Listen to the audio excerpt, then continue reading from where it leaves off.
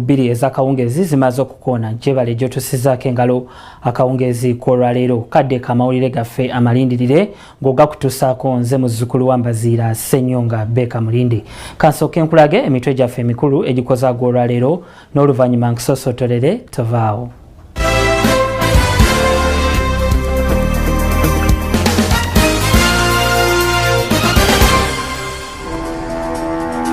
Ababaka ba NRM abafumudda mu parliament bubakeredde kavuna NRM enazuula nti tebasoma bagenda kukangavulwa.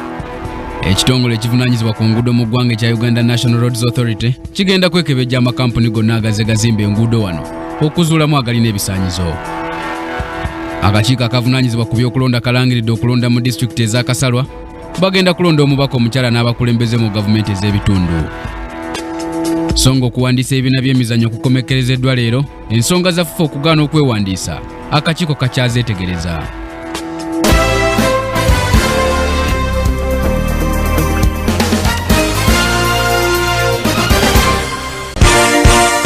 This is Kingdom TV.